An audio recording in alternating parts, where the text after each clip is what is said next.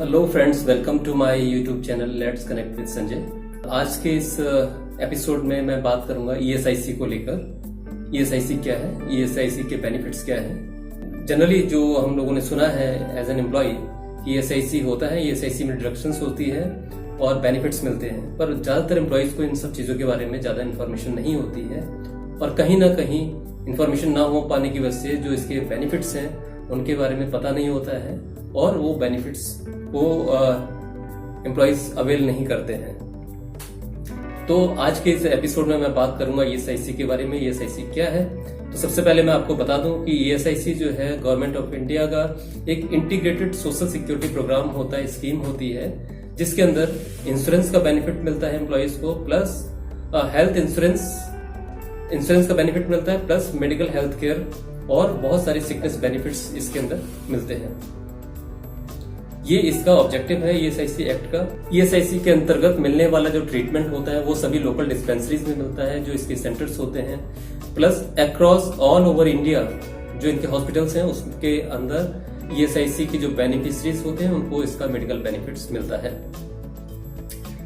अब हम बात करेंगे कि ईएसआईसी का जो बेनिफिट है वो किस तरीके से पास ऑन होता है एम्प्लॉयज को, और ईएसआईसी के अंतर्गत एम्प्लॉयर को क्या करना होता है, एम्प्लॉयज को क्या करना होता है, ईएसआईसी एज एन डिपार्टमेंट उनको क्या करना होता है। तो सबसे पहले मैं बात करूंगा एम्प्लॉयर को।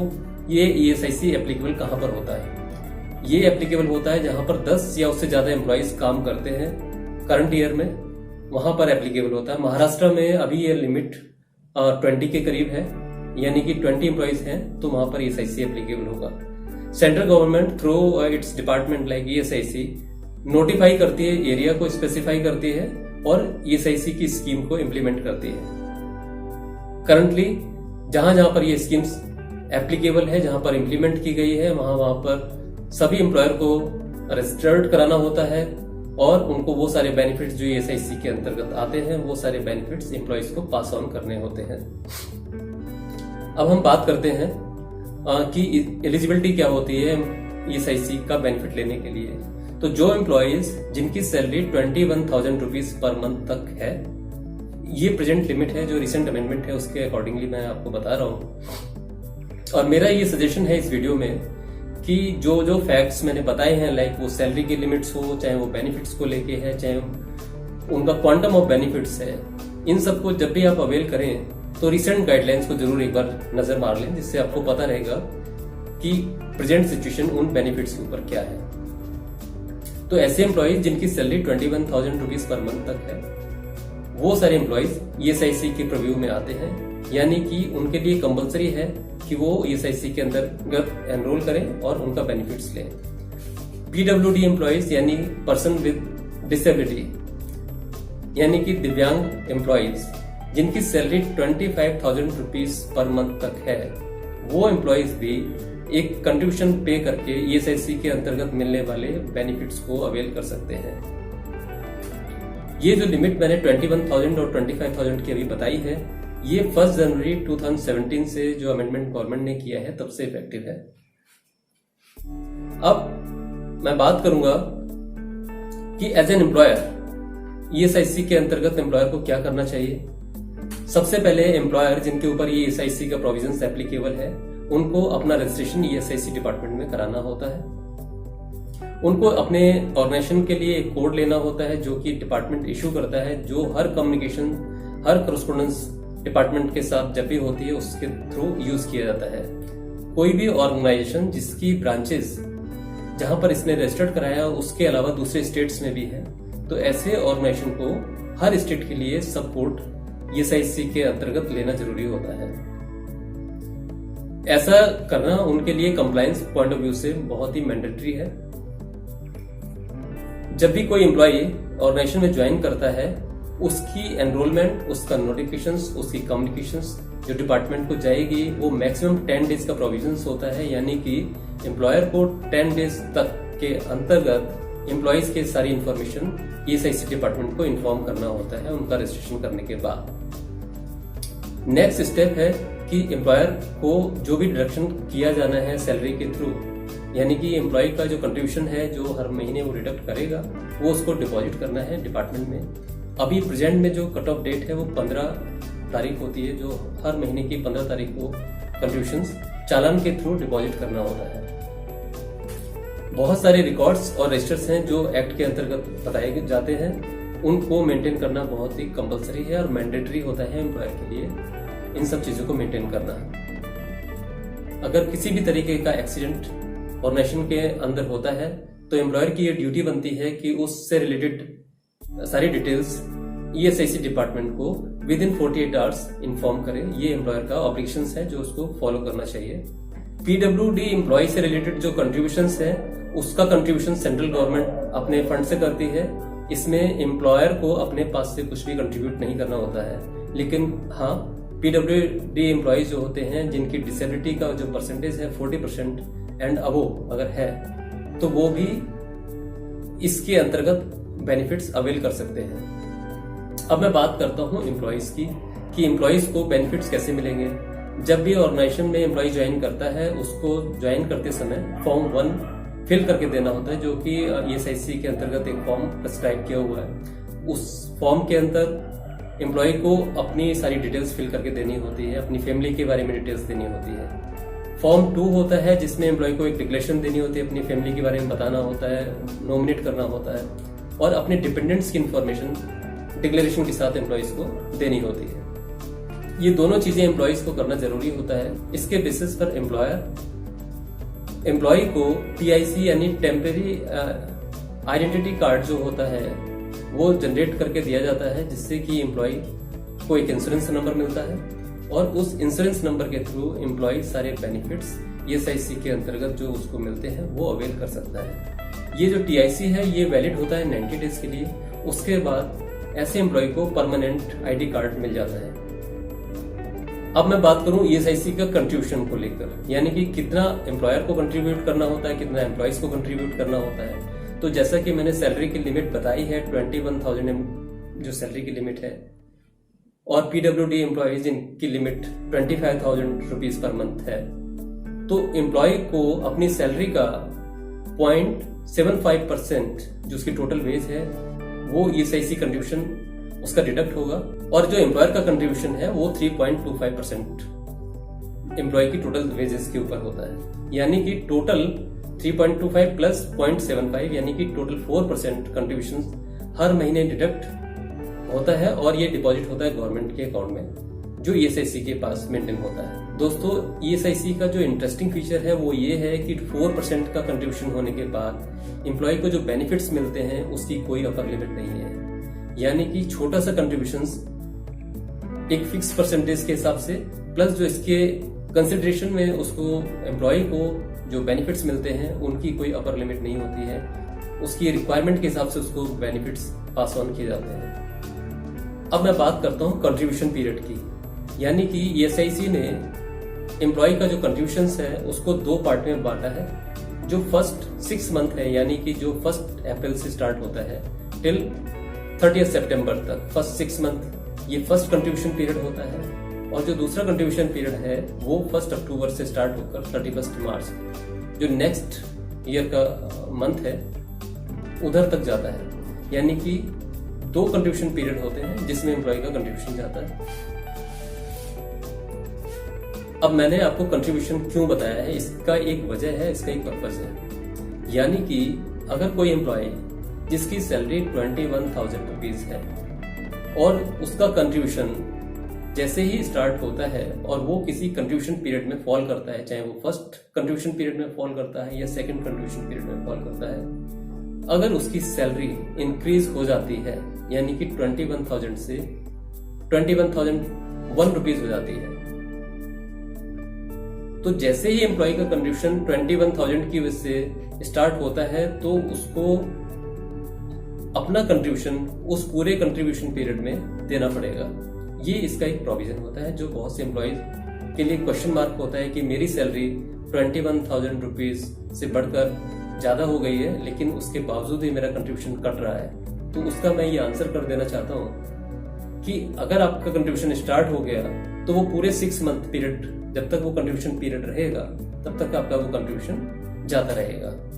और अकॉर्डिंगली आपको जो बेनिफिट्स हैं despite the fact that your salary has been increased beyond the limit prescribed under the ESIC, you will get all the benefits under ESIC Act. अब मैं बात करता हूं कैश बेनिफिट पीरियड्स।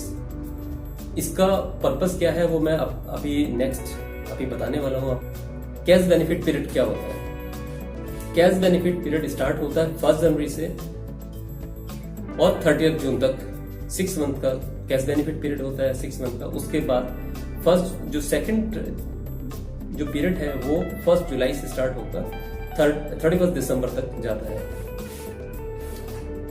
जब भी कोई एम्प्लॉय किसी ऑर्गेनाइजेशन में ज्वाइन करता है तो अपार्ट फ्रॉम मेडिकल बेनिफिट्स, यानी कि जो उसको मेडिकल बेनिफिट्स मिलेंगे वो डे 1 से स्टार्ट हो जाते हैं। अगर कोई एम्प्लॉय इंजर्ड हो जाता है, कोई एम्प्लॉयमेंट इंजरी है, तो without considering whether employ has paid और not any contribution, cash benefits avail करने के लिए एम्प्लॉय को एटलीस्ट 9 मंथ का वेटिंग पीरियड है जो उसको करने के बाद ही मिलेगा। यानी कि एम्प्लॉय को other than medical benefits, sickness benefits है या मैटरनिटी बेनिफिट्स है, वो कुछ कंडीशंस हैं जिसके अंतर्गत एम्प्लॉय को ये बेनिफिट्स मिलते हैं। दोस्तों अब मैं बात करता हूं बेनिफिट्स को लेके कि ESIC के अंदर कौन कौन से बेनिफिट्स एम्प्लॉय को मिलते हैं। सबसे पहला बेनिफिट होता है मेडिकल बेनिफिट्स। ये डे 1 से जैसे ही एम्प्लॉय किसी ऑर्गेनाइजेशन में ज्वाइन करता है ये तभी से उसको इफेक्टिव होता है और किसी भी तरीके की जो मेडिकल रिक्वायरमेंट है एम्प्लॉय को जो जरूरत है उसके लिए सारे बेनिफिट्स एम्प्लॉयज को डे 1 से मिलने चालू हो जाते हैं। और एम्प्लॉय को ही नहीं, उसकी जो इमीडिएट फैमिली है जो उसने नॉमिनेट की है अपने डिक्लेरेशन फॉर्म के थ्रू, उन सबको ये मेडिकल बेनिफिट्स मिलते हैं। और मैं एक इम्पॉर्टेंट चीज ये बता दूं कि इसमें जो एक्सपेंडिचर की अपर लिमिट है उसकी कोई सीलिंग नहीं है। यानी कि जो भी एम्प्लॉय की जरूरत है, जो भी डॉक्टर्स उसको सजेस्ट करेंगे, किसी भी तरीके का ट्रीटमेंट, उसकी कोई कैपिंग नहीं है। यानी कि अगर एम्प्लॉय ने एक कंट्रीब्यूशन दिया है, even he has contributed ₹100 in ESIC account, he can avail the benefit without any ceiling and without any limit of expenditure. So it is a very good and interesting scheme in favor of the employee. और दोस्तों जो retired employees होते हैं private sector के अंतर्गत, वो employees भी एक 120 रुपीज का एनुअल प्रीमियम दे के ESIC डिपार्टमेंट को वो सारे बेनिफिट्स जो मेडिकल केयर होते हैं वो सारे अवेल कर सकते हैं। अब मैं बात करूंगा सिकनेस बेनिफिट का। तो सिकनेस बेनिफिट्स क्या होता है पहले मैं आपको ये समझा दूं। सिकनेस क्या होती है? एम्प्लॉयमेंट इंजरी होती है जिसमें एम्प्लॉय को कोई इंजरी हो जाती है during the course of the employment. ऐसे केसेस में जहां पर एम्प्लॉय अपनी ड्यूटी नहीं कर सकता, अपने ऑफिस नहीं जा सकता, उस केस में एम्प्लॉय को कंपनी से, उसके ऑर्गेनाइजेशन से उसको सैलरी नहीं मिलेगी। लेकिन ESIC उसकी जो टोटल वेजेस है उसका 70% जो कैश बेनिफिट है वो एम्प्लॉय को देगा। और जो इसकी मैक्सिमम लिमिट है वो 91 डेज तक, यानी कि जो टोटल वेज है उसका 70% एम्प्लॉय को मिलेगा up till 91 days of sickness. लेकिन सिकनेस बेनिफिट अवेल करने के लिए एम्प्लॉय को कम से कम 78 डेज का कंट्रीब्यूशन किसी भी पर्टिकुलर कंट्रीब्यूशन पीरियड में होना चाहिए। यानी कि उसका कंट्रीब्यूशन एटलीस्ट 70 डेज होना चाहिए। तो जो मैंने सिकनेस अवेल करने के लिए जो कंट्रीब्यूशन पीरियड जो 6 मंथ का बताया है, तो 6 मंथ के अंदर एम्प्लॉय ने एटलीस्ट 78 डेज कंट्रीब्यूट किया होगा, तभी उसको ये बेनिफिट जो सैलरी का है वो उसको मिलेगा ESIC डिपार्टमेंट से।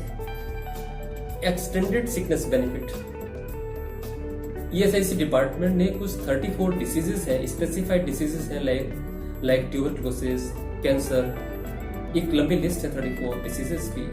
ऐसे केसेस में एम्प्लॉय की टोटल सैलरी का 80% जो वेज है उसको 2 साल तक के लिए मिलेगा। तो एक ये एडिशनल फीचर्स है जो एक्सटेंडेड सिकनेस का बेनिफिट है जो एम्प्लॉय को मिलता है। Enhance sickness benefit, enhance sickness benefit ऐसा बेनिफिट होता है जिसमें एम्प्लॉय स्टेरिलाइजेशन कराता है, यानी कि हिंदी में नसबंदी बोलते हैं, तो मेल एम्प्लॉइज को 7 डेज तक के लिए जो उसकी टोटल वेज है वो फुल वेज उसको मिलेगी, और फीमेल एम्प्लॉइज को 14 डेज तक की जो सैलरी है फुल वेज उसको मिलेगी, क्योंकि ऐसे पीरियड में एम्प्लॉय अपनी ड्यूटी पर नहीं होता है, लेकिन उसको जो ये लॉस होता है, लॉस ऑफ वेजेस इनफैक्ट, तो ये बेनिफिट्स उसको डिपार्टमेंट, ESIC डिपार्टमेंट प्रोवाइड करता है। अब मैं बात करता हूँ मैटरनिटी बेनिफिट के ऊपर। मैटरनिटी बेनिफिट्स अवेल करने के लिए एम्प्लॉय का कम से कम 70 डेज का कंट्रीब्यूशन जो पिछले 2 कंट्रीब्यूशन पीरियड हैं उसमें होना चाहिए। अब उसको कितना सैलरी मिलेगा वो मैं आपको बताता हूँ। चाइल्ड डिलीवरी की केस में ऐसे फीमेल एम्प्लॉयज जिसने 70 डेज का कंट्रीब्यूशन किया हुआ है अपनी वेज का ESIC कंट्रीब्यूशन, उसको 26 वीक का जो सैलरी है वो पूरा सैलरी ESIC डिपार्टमेंट प्रोवाइड करता है। अगर कोई फीमेल एम्प्लॉइज किसी बच्चे को अडॉप्ट करता है तो उसको 12 वीक्स का जो मैटरनिटी बेनिफिट है, यानी कि फुल वेजेस, उसको ESIC डिपार्टमेंट से मिलता है। मिस कैरेज के केस में 6 वीक्स तक का मैटरनिटी बेनिफिट है जो एम्प्लॉयज को मिलता है। कोई भी बीमारी, कोई भी सिकनेस जो कि मिस कैरेज, प्रेगनेंसी या इन सब से होती है, ऐसे केसेस में 4 वीक्स का एडिशनल जो बेनिफिट्स है, मैटरनिटी बेनिफिट्स, वो ESIC डिपार्टमेंट से मिलता है। नेक्स्ट बेनिफिट है डिसेबलमेंट बेनिफिट्स, यानी कि डिसेबलमेंट 2 तरीके की होती है, एक परमानेंट डिसेबलमेंट होती है, एक टेम्परेरी डिसेबलमेंट होती है।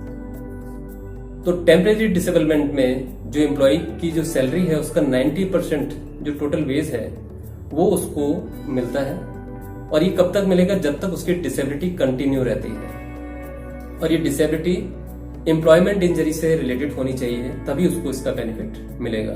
परमानेंट डिसेबलमेंट के केस में जो एम्प्लॉय की सैलरी है उसका 90% एम्प्लॉय को दिया जाता है। अब एक और नया फीचर है बेनिफिट्स के अंतर्गत जो आता है डिपेंडेंट्स बेनिफिट्स, यानी कि एम्प्लॉय ने जो अपने डिपेंडेंट्स डिक्लेयर किए होते हैं, और अगर किसी एम्प्लॉय की डेथ हो जाती है, ऐसे केसेस में जो उसकी टोटल वेज है उसका 90% जो वेज है उसके डिपेंडेंट्स को मिलेगा।